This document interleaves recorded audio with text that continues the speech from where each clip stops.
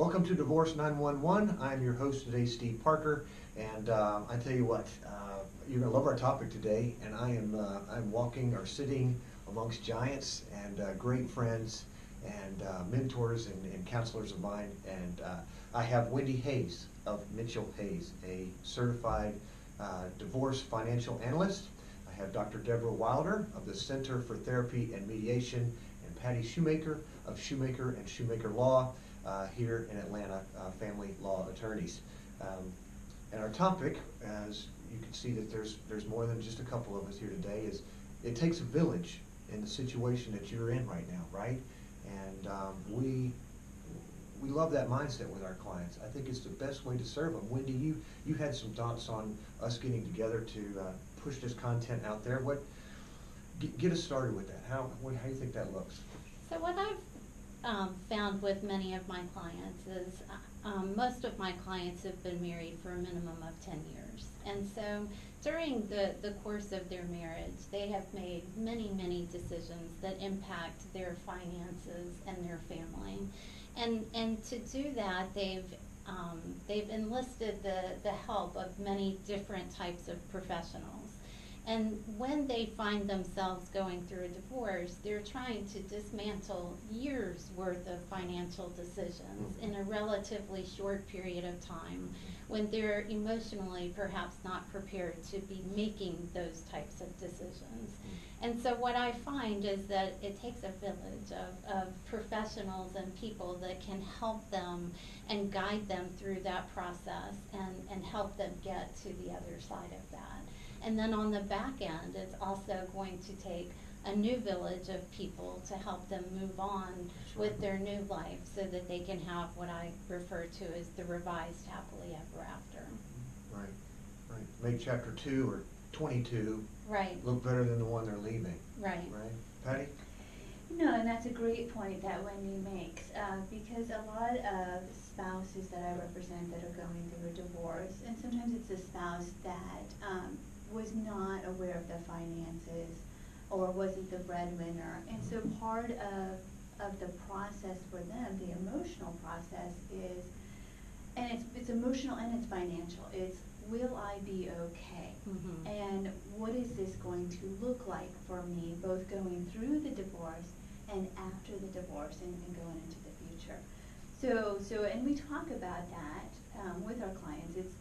It's a process, not just a legal process, but it's a financial process of, even the physical and financial process of separating assets.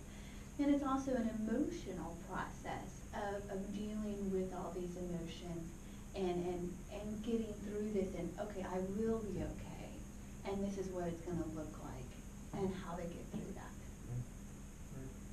Deborah, I've been thinking of you when we talk with the financial expert and, of course, the attorney, the emotional side of this, and maybe this is back to a question to you two.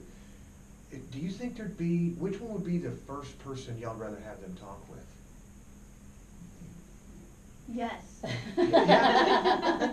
It depends. The emotional side, maybe, okay, it depends. So what do you mean? Does. It's interesting. I wonder that too, and I really think it depends as well, because when you mention fear, there are basic fears. We have, a basic anxiety of survival, and belonging and meeting our needs. So a lot of times the fear does have to do, I think, with survival financially. Am I going to be okay? Certainly if kids are involved, there's a whole ripple effect that affects everybody on so many levels. So sometimes it might be best to call a therapist or a psychologist first. Other times, give me the answer. Give me the sense of security that I'm going to be okay first, which will give me the space in my head to deal with all this other stuff. So I really think it does depend. Yeah, and it's different. And people process things differently. Sure. And when people come to us, they are at different places emotionally. Okay. Some people, and we've seen it, some people don't really process the divorce until it's over, until after the fact. Some people are better about when they come to us and are ready for the legal process of the divorce. They are already emotionally ready and have emotionally processed it. Okay. So really depends on the person.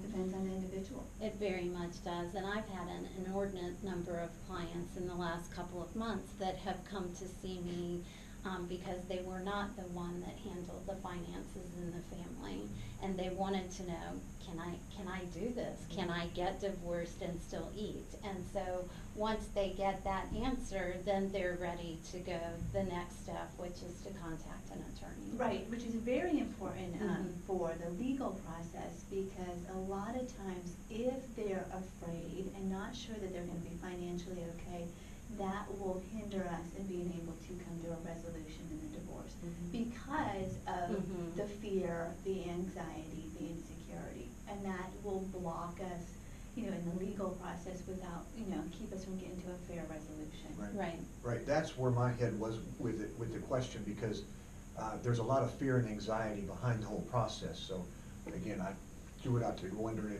if, you, Deb, right, might be the first good conversation or stop to have, but Well, I see the reasoning in all that. A lot of times I work with a lot of couples, and often when the couples come into the office, someone is already halfway out the door. Mhm. So they're already seeing somebody, Mhm. and then we work through. And they're fine, right? Or Well, they're they better think- than the other one. Exactly. Sometimes. But also there's so many layers in dealing with all parts of divorce, and I think sometimes there may be an expectation that we should be able to handle it better.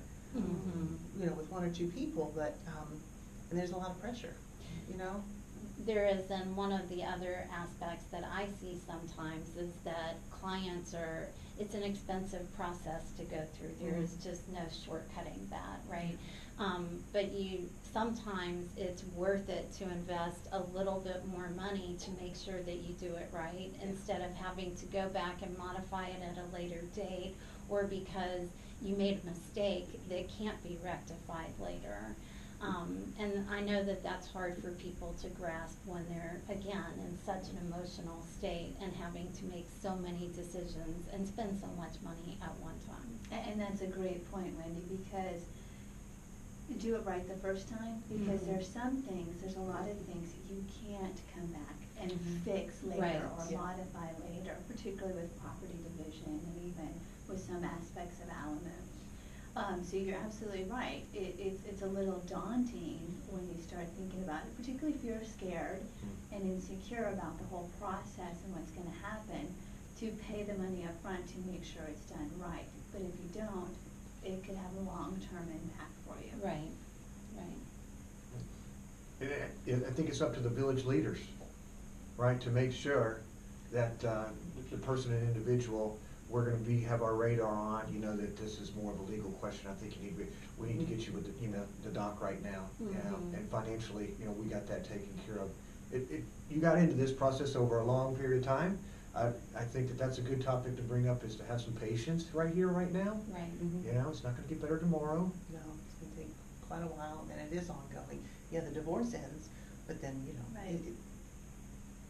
The things healing, can- the healing yes. is still happening even Right. after the legal process is Right. over.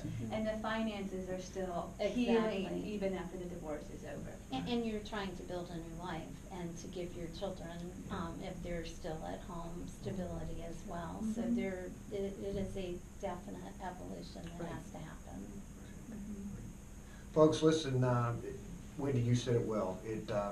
We'd love to come alongside of you and help you in your new chapter and build that new life for you. Please do reach out to Wendy Hayes of Mitchell Hayes, Dr. Deborah Wilder of the Center for Therapy and Mediation, and give Shoemaker and Shoemaker a call, Patty, Steve, a number of different folks over there that are ready to come alongside and help you. Your questions and comments, any content that you'd like to have us cover, we'd love to hear from you in the comments down below. Thank you so much for tuning in. Y'all take care.